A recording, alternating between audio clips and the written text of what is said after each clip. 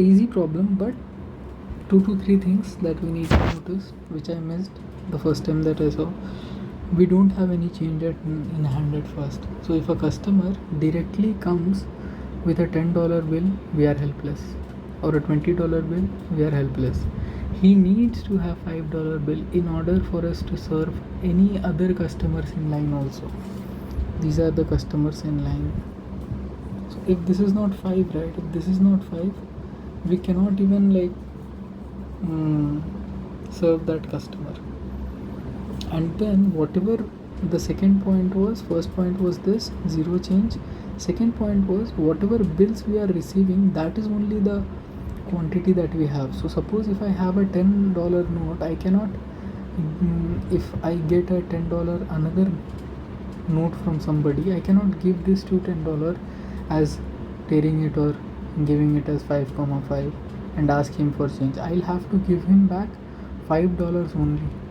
That is the essence of the question. So this takes into account the greedy into picture. So if, and we have seen that it has only 5, 10, 20 as the changes. So we can just hard code it that if that number with the bill is equal to 10, we need to give him the change. If it was equal to 20, we need to give back the change. But if it was 5, we can just keep that 5. 5 is the best scenario that can happen to us.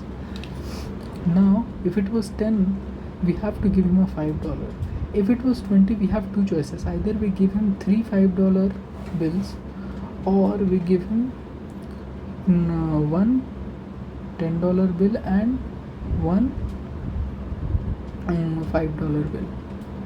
So out of these two, which is better? This is better, because $10 cannot be used anywhere else. It will be stagnant with us. Why not use it by giving it back to somebody instead of utilizing the 3 $5?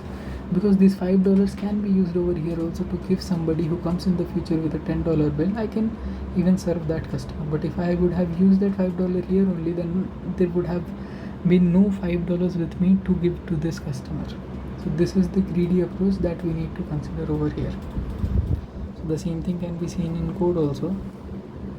We take the bills, we start with a map to keep track of how many bills we have of each denomination.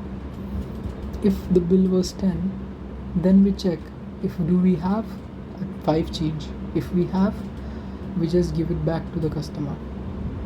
If we don't, we will stop it and we say that we cannot serve all the customers. If 20 was in question, we check first, second, third. There are 2 checks over here. If we have one $5, one $10 bill, then also we'll give back to the customer. If not, then the worst case comes that we have to give him 3 $5. That is also fine. But if we do not have these 2 cases also, we'll have to say that we cannot serve all the customers. Again, at last, we'll have to just add whatever bill was there if we come till here. Because if we could not serve the customers, we would have returned from here only. Coming to this line means that we have served the customer. We have served the customer means we have served the customer, which means that we have gotten the bill from him. Whatever that B's value was there will get added to our map. So that MP of B's denomination will have a plus. And then if all the customers are served and if none of them returns false, then we can say that return true.